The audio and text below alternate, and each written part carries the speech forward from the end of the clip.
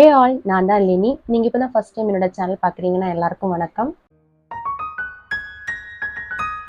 இன்னைக்கு கண்டென்ட் எதை பற்றினா, நம்ம ஊரை விட்டு வெளியூர் வரவங்க முதலாக எதெல்லாம் மிஸ் பண்ணுவாங்க அப்படின்னு எனக்கு தெரிஞ்சதை தான் நான் சொல்ல போகிறேன்.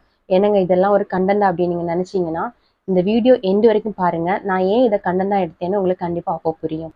அட நீங்கள் என்னங்க சொல்கிறது, நாங்கள் வெளியூர் வந்தாலே எங்கள் குடும்பத்தை தான் மிஸ் பண்ணுவோம்னு நீங்கள் நிறைய பேர் நினைக்கிறது புரியுது. பட் நாங்கள் சென்னை வந்தப்போ இருந்த சுச்சுவேஷன் வேறங்க.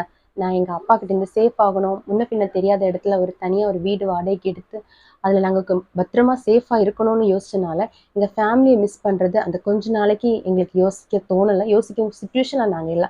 அந்த பர்சனல் லைஃப்பில் உங்களுக்கு நான் அப்புறமா கண்டிப்பாக ஷேர் பண்ணுவேன். நான் வீடு வாடகை கிடைச்சதுக்கப்புறம் தாங்க நமக்கு புரியும் நம்ம எதையெல்லாம் ஒன்று ஒன்றா இழக்க போகிறோன்னு.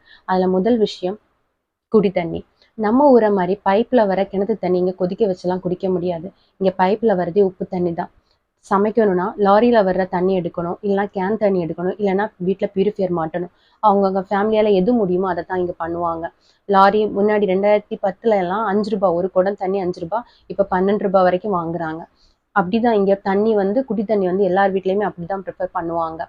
குடி தண்ணி முடிஞ்ச பிறகு குளிக்கிற தண்ணி உப்பு தண்ணி தான். அதுக்கு அல்டர்னேட் பண்ணவே முடியாது. அந்த தண்ணியில் தொடர்ந்து குளித்தோன்னா ஒரு வாரத்துல எங்கள் ஹேர்லாம் ரஃப் ஆயிரும். அப்புறமா கொட்ட ஆரம்பிக்கும். சீக்கிரமாக நரமுடி வந்துடும். இதனால் நம்ம ஊரில் 2 தடவை தலைக்கு குளிப்போமே, ஆற்றுல போய் குளிக்கிறது, அருவியில் போய் குளிக்கிறது, அதெல்லாம் இங்கே பண்ண முடியாது. வாரத்தில் ஒரு நாள் குளித்தாலே முடியை காப்பாற்ற முடியாது. அந்த சுச்சுவேஷன் தான் இங்கே இருக்கும். அடுத்து நம்ம எதை ரொம்ப ரொம்ப மிஸ் பண்ணுவோன்னா நம்ம ஊர் சாப்பாடுங்க. அரிசியில் ஆரம்பித்து மீன் வரைக்கும் எதுவுமே நம்ம ஊரை மாதிரி கிடைக்காது. அரிசி நம்ம ஊரில் குண்டரிசியை தாங்க, அது செங்கல்பட்டு அரிசி, அதை தானே விறகடுப்பில் வேக வச்சு சாப்பிடுவோம். இங்கே அதெல்லாம் யூஸ் பண்ண ஆரம்பித்தோன்னா பட்ஜெட் போட்டு சிலிண்டர் மாதத்துக்கு 1 வச்சு யூஸ் பண்ணுவோமே, அதெல்லாம் நடக்காத கதை. ஏன்னா சிலிண்டரே தீந்துரும் அந்த அரிசி வச்சு நம்ம சமையல் பண்ணோன்னா. இங்கே எல்லார் வீட்லேயுமே பொன்னி அரிசி தான் சமையல் பண்ணுவாங்க. அதுக்கு பிறகு மீன், நமக்கு ரொம்ப ரொம்ப பிடிச்ச துண்டு மீன், அதாங்க சூரை மீன், இங்கே எல்லாம் ஈஸியாக கிடைக்காது. காசிமேடு போனால் தான் கிடைக்கும். அதுவும் ஃப்ரெஷ்ஷாக இருக்காது. கருப்பு சூரை தான் அதிகமாக கிடைக்கும். மற்றபடி நம்ம யாராவது மீனவங்க கிட்ட சொல்லி அந்த மீன் வேணும் அப்படின்னா இங்கே யாருமா அதை வாங்குவா, உங்களுக்காக ஒரு மீன்லாம் எடுத்துகிட்டு வர முடியுமா அப்படின்னு தான் கேட்பாங்க. அதே மீறி கிடைச்சாலும் நம்ம ஊர் டேஸ்ட் வரவே வராது. அந்த மீனில் என்ன சொல்லனா, தோலை எடுத்தாலே மீன் பிஞ்சுக்கிட்டு போயிடும். அவ்வளோதான். அந்த மீன் அது சமையலில் போட்டால் தனித்தனியாக தான் இருக்கும். அந்த மாதிரி தான் இருக்கும் இங்கே மீன். அதுக்கப்புறம் போச்சுன்னா காய்கறி சுத்தம். நம்ம அவியலுக்கு சாம்பாருக்கெல்லாம் நம்ம ஊரில் கிடைக்கிற காய்கறி எல்லாம் இங்கே வாங்கணும்னா பக்கத்தில் எந்த கடையிலையுமே கிடைக்காது. கோயம்பேடு இந்த மாதிரி பெரிய பெரிய சந்தை போனோன்னா கூட அந்த பர்டிகுலர் காய்கறி போட்டு நம்ம ஊரில் சமைக்கிற மாதிரிலாம் கிடைக்காது. ஏதாவது கிடைக்கிற காய்கறி போட்டு அவியல் வச்சோன்னா நம்ம ஊரை வைக்கிற மாதிரி வராது. ஸோ மொத்தமாக இழக்கிறதுனா சாப்பாடு தாங்க மொத்தமாக மிஸ் பண்ணுவோம். இதெல்லாம் தாண்டி ரொம்ப படுத்துறது எது தெரியுமாங்க? சூடுங்க, ஹீட்டு. ஒரு சிக்கன் சாப்பிட்டா ஹீட் ஆகும் உடம்பு, ஒரு ஃபிஷ்ஷு சாப்பிட்டா ஹீட் ஆகும் உடம்பு. வாரத்தில் எல்லா நாளும் மீன் சாப்பிட்டு வளர்ந்தவங்க இங்கே வாரத்தில் ஒரு நாள் மீன் சாப்பிட்டுட்டு அடுத்த நாள் வயிறு வலிக்குது, சூடாக இருக்குது, இப்படி தான் சொல்லுவோம். அந்த மாதிரி தான் இருக்கும் இங்கே இருக்க கிளைமேட்டு. 2 ஃபேன் வச்சா கூட நைட் நிம்மதியான தூக்கம் வராது. ஏசி போட்டிருப்பாங்க. இங்கே நார்மலாக எல்லா வீட்லேயுமே ஏசி இருக்கும்.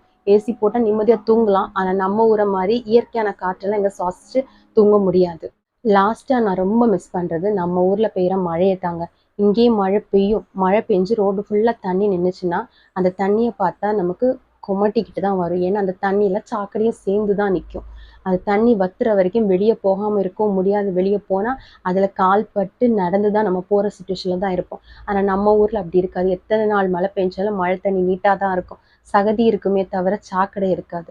ஸோ மழை இங்கே பெய்யறதுனாலே வயரெல்லாம் ஐயோயோ அவ்வளோதான், போச்சு, முடிஞ்சு, நீ கொஞ்ச நாளுக்கு வெளியே போகாதுங்கிற சுச்சுவேஷன் தான் இருக்குமே தவிர மழையெல்லாம் இங்கே என்ஜாய் பண்ணவே முடியாது. மழையெல்லாம் என்ஜாய் பண்ணோன்னா எல்லாமே நம்ம ஊரில் தான்.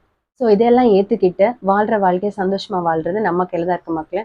நான் முதல்ல சொன்னேன் எதுக்கு இந்த கண்டென்ட் கடைசியில் சொல்கிறேன்ட்டு, அதை இப்போ சொல்லிடுறேன். எங்களை மாதிரி யார் அறிமுகம் இல்லாமல் முன்ன பின்ன தெரியாத ஒரு இடத்துக்கு வர்றதுக்கு முன்னாடி கொஞ்சம் விஷயங்களை தெரிஞ்சுக்கிட்டு நீங்கள் வாழ்கிறது நல்லதுன்னு எனக்கு தோணுச்சு. அதனால் மட்டும்தான் இந்த கண்டென்ட். என்ன மாதிரி வெளியூர் நீங்கள் உங்கள் சொந்த ஊரில் எதெல்லாம் மிஸ் பண்ணுறீங்கன்னு முடிஞ்சால் கமெண்ட் செக்ஷனில் சொல்லுங்கள். வீடியோ பிடிச்சிருந்தா லைக் பண்ணுங்கள், ஷேர் பண்ணுங்கள், மறக்காமல் சப்ஸ்கிரைப் பண்ணுங்கள். பாய் மக்களே.